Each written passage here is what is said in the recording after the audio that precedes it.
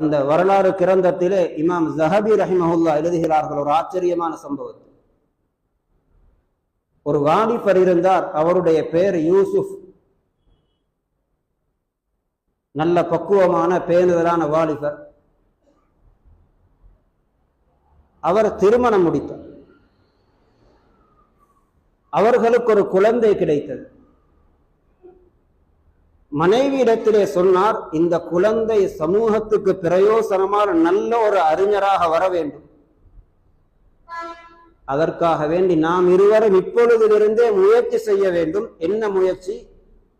ஹராம், சந்தேகத்துக்கு இடமானவைகள் அணுவளவும் இந்த குழந்தையினுடைய வயிற்றுக்குள்ளே செல்லக்கூடாது.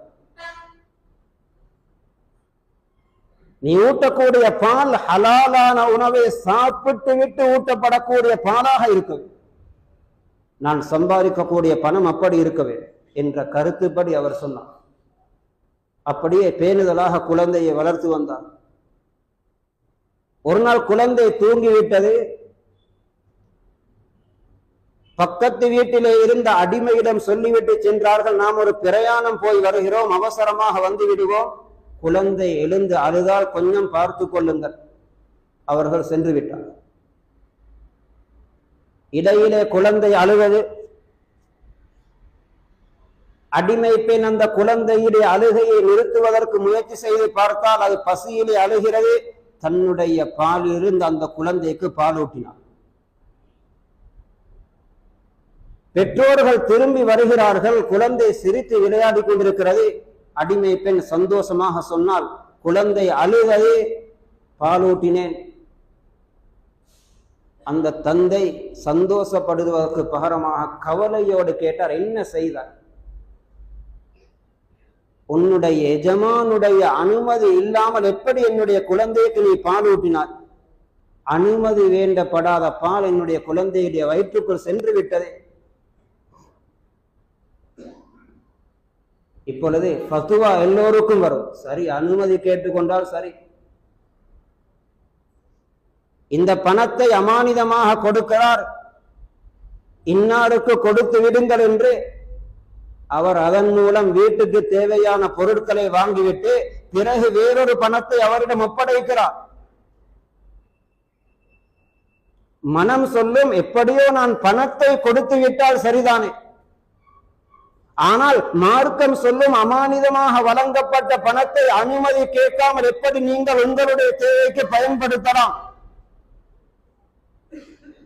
அனுமதி கேட்டுக்கொண்டால் சரி என்று அவர் சொல்லவில்லை. அனுமதி இல்லாமல் ஏன் பாலூட்டினாய்?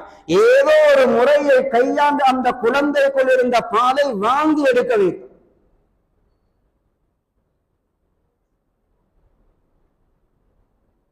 பின்னால் சில அறிஞர்கள் எழுதுகிறார்கள், அந்த குழந்தை பெருத்து வளர்ந்து மிகப்பெரிய ஒரு மாமேதையாக மார்க்க அறிஞராக மாறியது. உலமாக்களுக்கு தெரியும், அவர்கள் தான் இமாமுல் ஹரமைன் ஜுவைனி ரஹிமஹுல்லா என்று போற்றப்படக்கூடிய மிகப்பெரிய இமாம். 2 ஹரத்துடைய இமாம் என்ற பெயர் வழங்கப்பட்டது.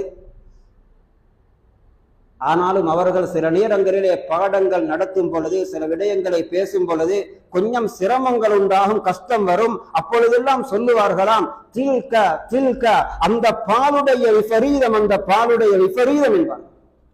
ஹராம் சாதாரணமானது. குழந்தைகளுக்கு நாம் எப்படியாவது சம்பாதித்து வட்டியின் மூலம் பொய் சொல்லி ஏமாற்றி விற்கப்படாத பொருள்களை விட்டு எப்படியோ அவர்களுக்கு சாப்பிட கொடுத்தோம், எப்படியோ அவர்களின் தேவையை நிறைவேற்றினோம், எப்படியோ அவர்களுக்குரிய தேவையான புத்தகங்களையும் கொப்பிகளையும் வாங்கி கொடுத்து விட்டோம். கெட்டித்தனம் அல்ல, அந்த பிள்ளைகளுக்கு செய்யக்கூடிய காட்டக்கூடிய இரக்கம் அல்ல, இது அவர்களுக்கு செய்யக்கூடிய அநியாயம். ஹராம் சம்பாதிக்கக்கூடியவர்கள் குழந்தைகளுக்கு அநியாயம் செய்கிறார்கள், பிள்ளைகளுக்கு அநியாயம் செய்கிறார்கள், மனைவிக்கு துரோகம் செய்கிறார்கள். அவர்களின் நினைவாற்றல், அவர்களுடைய புத்தி கூர்மை, அவர்களுடைய நல்ல சிந்தனைகள் எல்லாம் அதன் மூலம் மாறுபட்டு விடுகிறது. அவனிடத்திலே வெட்கம் என்ற அந்த தன்மை இல்லாமலாக விடுகிறது. சிலவேளை பாவ உணர்வுகள் ஏற்படுகிறது. ஹராம் என்பது அந்த அளவு பயங்கரமான. இமாம் புகாரி என்றால் எல்லோருக்கும் தெரியும்.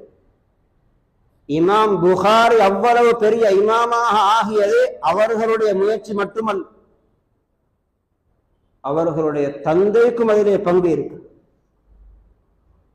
அவர்களுடைய தந்தை இஸ்மாயில் ரஹிமஹுல்லா ஒரு தடவை சொன்னார்கள், தன்னுடைய முழு சொத்துகளையும் தீனார் திரகங்களையும் காட்டி, இந்த என்னுடைய காசு பணங்களிலே ஒன்று கூட சந்தேகத்துக்கு இடமானதும் கிடையாது, அந்த அளவுக்கு நான் 100க்கு 100 ஹலாலாக சம்பாதித்த பணம். ஹலால் சீல் வழங்கப்பட்ட சாக்லேட்டையும் ஹலால் சீல் வழங்கப்பட்ட கேக்கையும் பிஸ்கட் பெக்கெட்டையும் பார்த்து வாங்கக்கூடியவர்கள் யோசிக்க வேண்டும், இதை வாங்கக்கூடிய என்னுடைய இந்த பணத்துக்கு ஹலால் சீல் வழங்க முடியும். அது ஹலாலாக இருந்தால்தான் அங்கே ஹலால் வழங்கப்பட்டதும் ஹலாலா.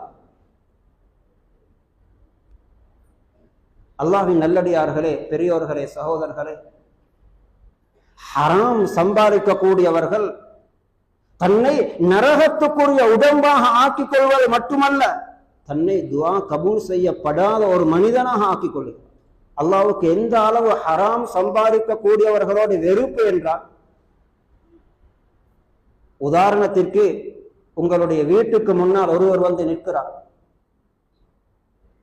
ஒரு பரிதாபமான தோற்றத்தில். அவர்களுடைய அந்த மனிதனுடைய தலை முடிகள் எல்லாம் ஒரு பரட்டை கோலத்திலே இருக்கிறது, ஆடைகள் எல்லாம் புழுதி படிந்திருக்கிறது, கடும் பசியிலும் தாகத்திலும் இருக்கிறார், தூரம் இருந்து வந்திருக்கிறார், நன்றாக விளங்குகிறார். உங்களுடைய கதவை தட்டி சாப்பிட ஏதாவது தாருங்கள், குடிக்க ஏதாவது தாருங்கள் என்றால், இவருடைய இந்த அவல நிலையை, பரிதாபமான தோற்றத்தை பார்த்துவிட்டு எங்களில் யாருக்கு தான் இரக்கம் வரமாட்டார். ஏன், அவருடைய தோற்றம் அப்படி இருக்கு. ஆனால் எங்களை விட, எங்களுடைய தாயை விட 70 மடங்கு பன்மடங்கு இரக்கமான ரப்பு ஹராம் சம்பாதிக்கக்கூடியவர்களின் விடயத்திலே எப்படி நடந்து கொள்ளுகிறார்? நபி ஸல்லல்லாஹு அலைஹி வஸல்லம் சொல்லுகிறார்கள், ஒரு மனிதன் கையேந்துகிறான், யா ரப் யா ரப் என்று அல்லாஹ்வை அழைக்கிறான். அவனுடைய தோட்டம் அஸ் அஸ் அக்பர், உடுப்புகள் எல்லாம் புழுதி படிந்திருக்கிறது, முடிகள் எல்லாம் பரட்டை கோலத்திலே இருக்கிறது, நீண்ட பிரயாணியாக இருக்கிறார்.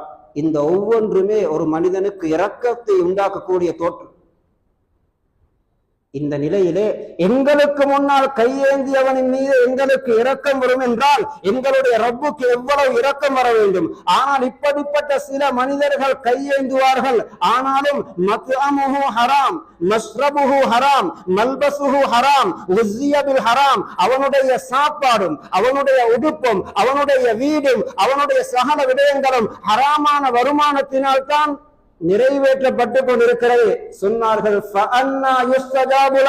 இவனுக்கு எப்படி அல்லாஹ் துஆவை கபூல் செய்வான்? அவனுடைய துஆவை அல்லாஹ் அப்படியே மறுத்து விடுவான். ஹராம் சம்பாதித்து விட்டு என்னிடத்திலே கையேந்துகிறாய், நான் உனக்கு ஹலாலை தேட சொல்லுகிறேன், என் மீது நம்பிக்கை இல்லாததின் காரணமாகத்தானே நீ ஹராத்திலே கை வைக்கிறாய்.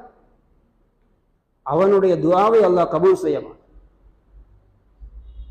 அல்லாஹ்வின் மீது நம்பிக்கை இல்லாததினால் தானே வட்டியிலே கை வைக்கிறான்.